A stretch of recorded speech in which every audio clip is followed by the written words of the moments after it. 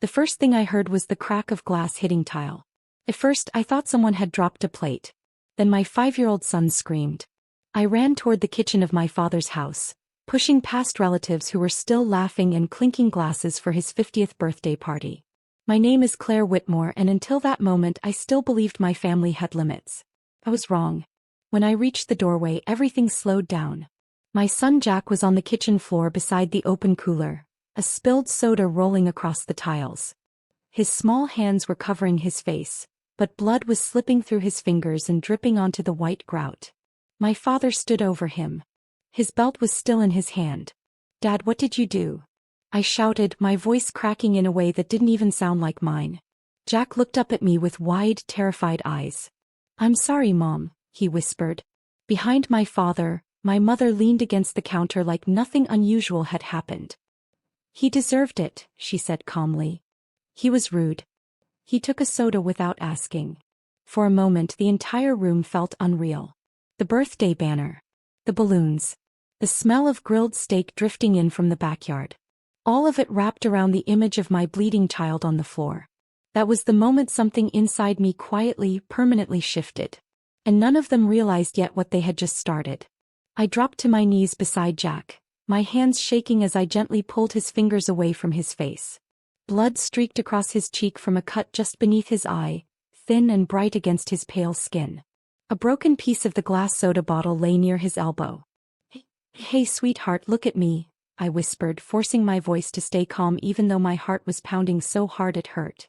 Jack tried to be brave. He always did. "I said sorry to Grandpa," he murmured. I didn't know it was his soda. Behind me, my father let out an annoyed sigh, like this whole thing was an inconvenience. "Kids need discipline, Claire," he said.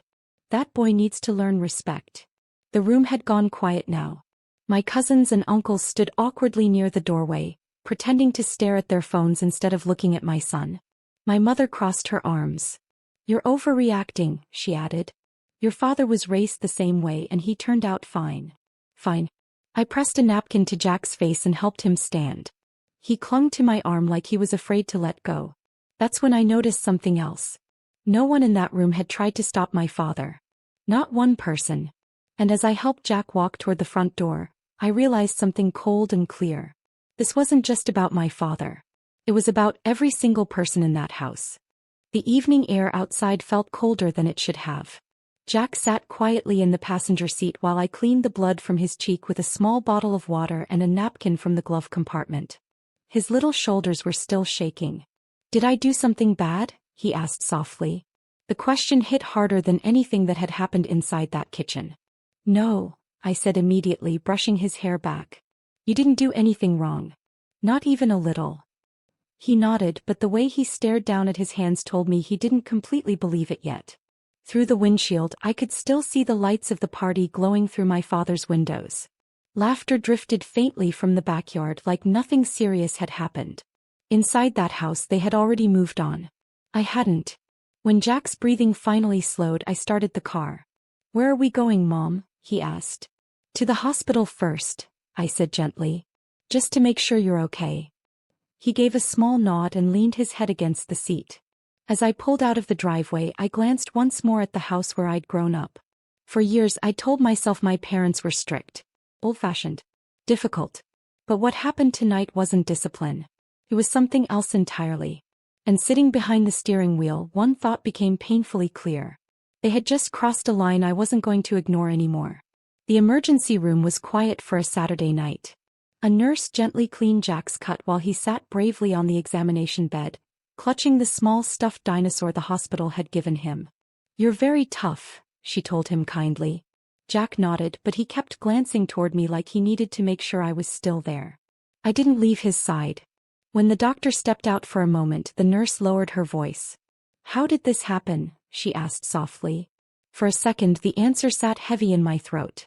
"My father hit him," I said. The nurse's expression changed immediately. Not dramatic, just serious. Professional. "Did you say your father?" she asked carefully. I nodded. A few minutes later, the doctor returned with discharge papers and instructions for the stitches Jack would need removed in a week. But another person walked in behind him.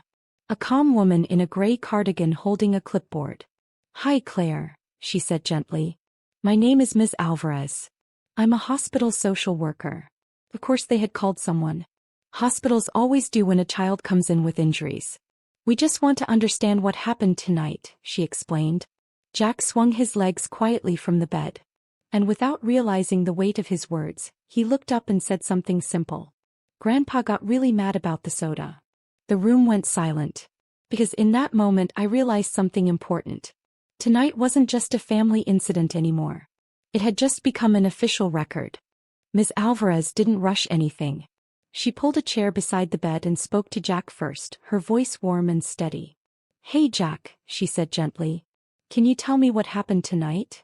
Jack looked at me for a moment like he was checking if it was okay. I gave him a small nod. He took a breath. I got a soda from the cooler, he explained quietly. Grandpa said it was his. I told him I didn't know. His fingers twisted the edge of the paper hospital bracelet around his wrist. Then he got really mad. The room stayed very still. Ms. Alvarez didn't interrupt him. He just listened. He took off his belt, Jack continued, his voice shrinking a little. And then the bottle fell. And then I fell.